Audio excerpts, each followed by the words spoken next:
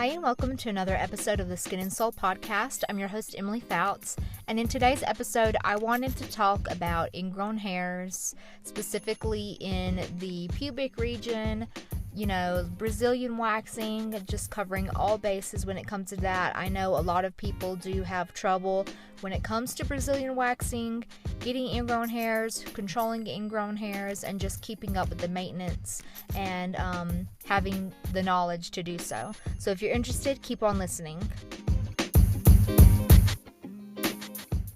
Okay, so for me personally, waxing has never caused ingrown hairs. It's actually quite the opposite.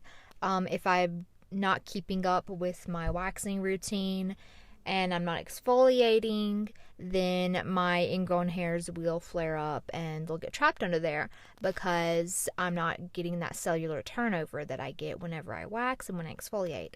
So what my normal routine is and how I keep ingrown hairs under control is I get a Brazilian wax every 6 weeks. I actually do it myself. I have been waxing long enough now where my hair, the root has weakened enough, the connection has weakened enough where it doesn't hurt so bad for me to do it on myself at this point. So I can easily do that. I do it every 6 weeks, and every time I take a shower, every day I have a sugar scrub, and I use that to exfoliate. A lot of people don't like sugar scrubs, so sugar scrubs can, in theory, cause friction. It does cause friction, but it can cause irritation from the friction and cause hyperpigmentation, but really, that's only going to happen if you're going really hard on it and if you're exfoliating an area that's already sensitized or inflamed, which you would never do. I always tell my clients, my waxing clients, after you get a wax, you need to wait until the area is not tender anymore, usually about 3 or 4 days, and then you can pick back up your exfoliating routine. So definitely that would create some issues if you exfoliated over a freshly waxed area. So don't do that, but I've never had any problem with using a sugar scrub. I'm not a fan of granular scrubs on the face for facial exfoliation, but for body exfoliation, I am a fan of granular scrubs in sugar form. I'm not a fan of salt scrubs because salt is a lot more coarse, and I have been cut by a salt scrub before. So I just prefer sugar. It's a little less abrasive, but I haven't used any before. I would like to use it just to kind of broaden my horizons and have a more informed decision on what I prefer. But I know there are some products like from Just the Strip. It's a roll-on ingrown hair serum, or even from Glymed Plus. They have an alpha hydroxy acid toner and different things like that you can use to encourage cellular turnover, just like you would with the face. For exfoliation, I use alpha hydroxy acid masks, or I'll use an enzyme. And so it's pretty much the same idea when you're dealing with body exfoliation if you decide to do that form. And actually, Glymed Plus does have a alpha hydroxy acid body exfoliator that I'm really excited to use. I haven't tried it yet because then you're also getting the 2-in-1. You're getting that manual exfoliation, and then you're also getting that chemical exfoliation. So that is a product that I definitely will be retailing after I get to try it out for myself. But yeah, that is another option, like those roll-on. It's essentially an alpha hydroxy acid roll-on to the pubic area, or anywhere, I guess, on your body. If you get pimples, or even in between your breast, we usually will have excess oil production there, and so you can break out there. So yeah, those are just 2 options on how to exfoliate post care, in between your waxes, and just in general to prevent from ingrown hairs. So with all of that being said, I'm sure you may know what causes an ingrown hair.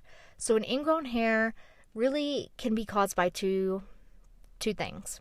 So an ingrown hair is basically a hair that's trapped underneath a layer of skin. So that's why we need to exfoliate, to make sure that those hairs don't get trapped, to make sure that they stay soft and that cellular buildup isn't happening to allow that. So I have straight hair, but still my hair kind of grows flat against the skin, and as most hair does, most hair in that region.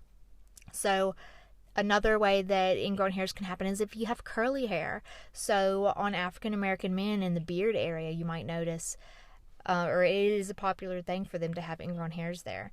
So they have to be really diligent because their hair is always going to curl. As it grows, it curls. So they have to be really, really diligent about exfoliating, and then also just making sure that any hairs that are getting trapped, they're being released. So if you do have curly hair, that's probably going to be an issue that you're always going to have to deal with. If you have straight hair, it doesn't happen as often unless you have like a really low cellular turnover rate, where you have a lot of oil production and different things that contribute to a cellular buildup. But so yeah, that's basically what causes ingrown hairs. And like we already covered, how to prevent it is increasing your cellular turnover by exfoliating and also by keeping up with your routine waxes. So by keeping up with routine waxes, getting them spaced out every 4 to 6 weeks, what you're doing is you're getting the hair growth cycle all in one growth cycle. I don't know how to say it. So you're getting all the hair at the same growth rate. So there's 3 different phases of hair growth. There's anagen, catagen, and telogen.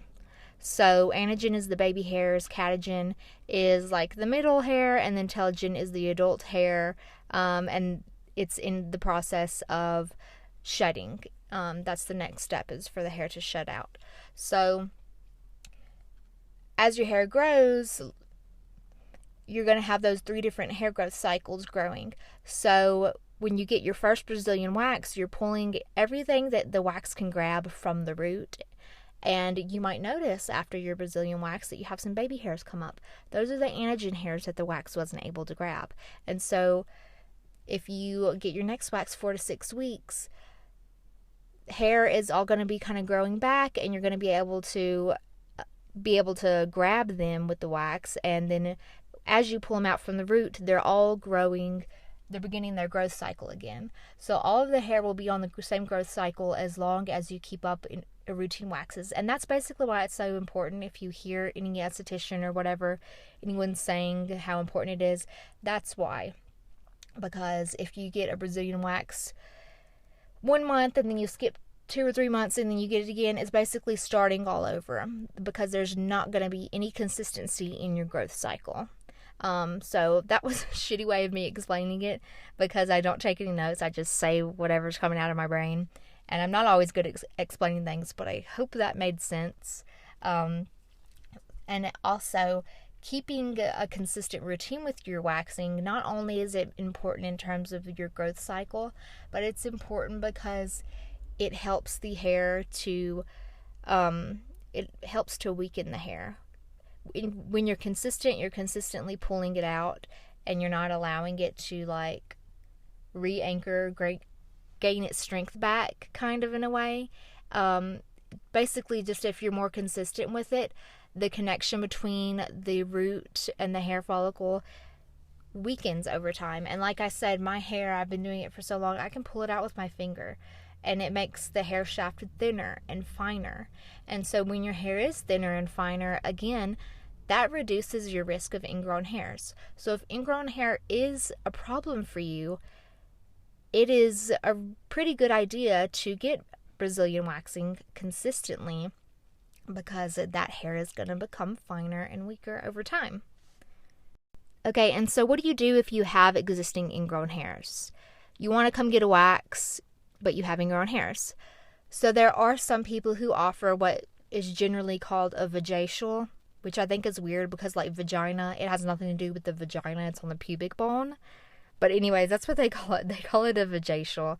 So it is basically, they're cleansing, steaming, they're doing maybe an alpha hydroxy acid or enzyme treatment on the pubic bone area where you do get those ingrown hairs, and then they do extractions. So basically what will happen is you'll use like a sterile lancet or something, and you will release that trapped hair, and then we'll pull it out with tweezers, and then we treat it. And so the only time that you wouldn't is if an ingrown hair actually became infected and like you have a cyst or something. An esthetician shouldn't touch that. That should be something that a dermatologist should excise and probably should be on antibiotics for. If you do form an infection and get a cyst in that area, it happens.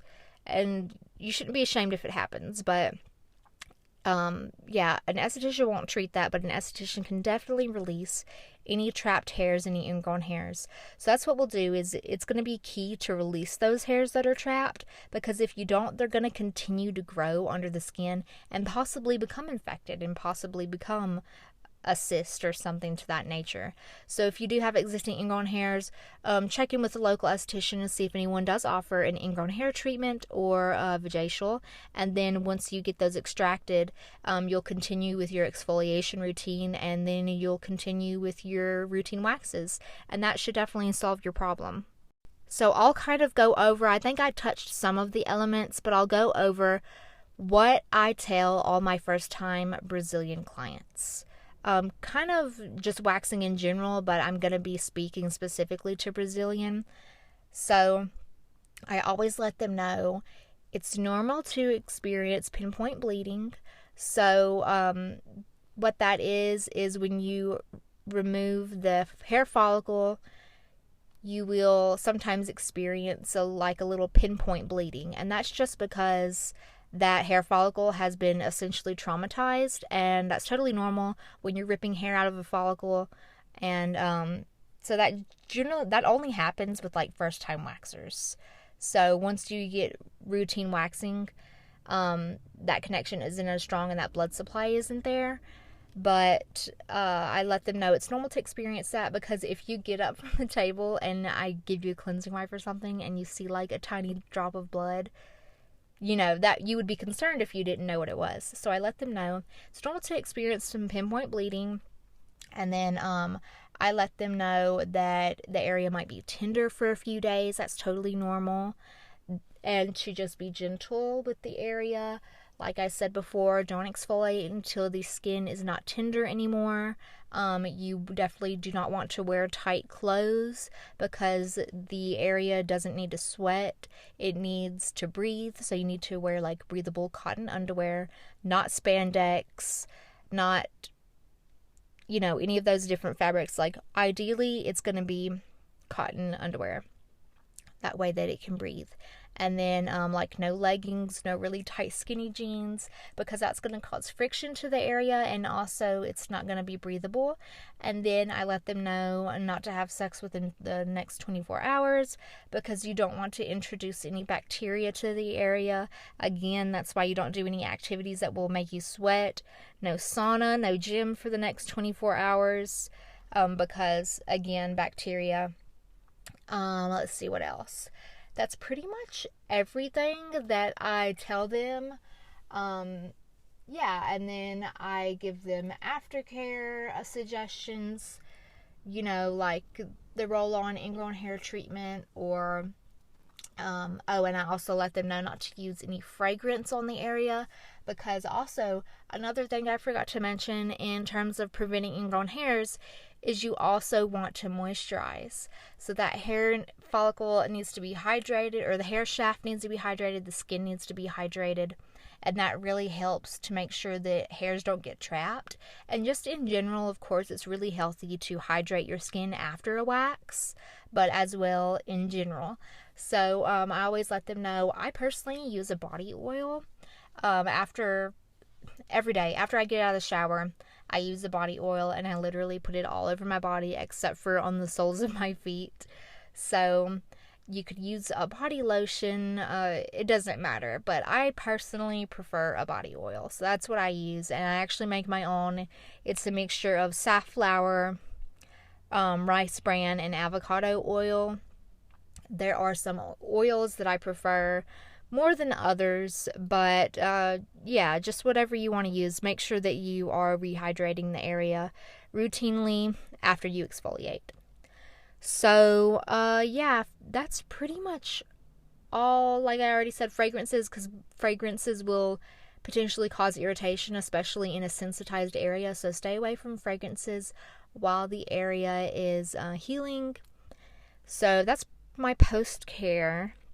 And I know ingrown hairs can be embarrassing, especially when you're being intimate, and just when you're getting waxed, but I want women to know that ingrown hairs are normal. Most everyone experiences it, but it's one of those things that people don't talk about, because why would you ever want to talk about that?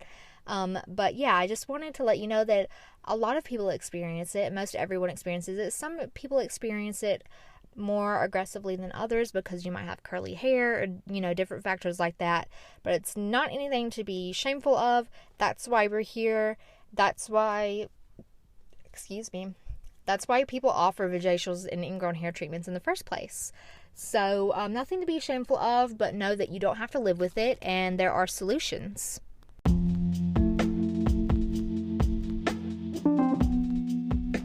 So if you guys made it this far, thank you so much for listening, and I will see you next Monday, 8 a.m. Mountain Standard Time for another episode.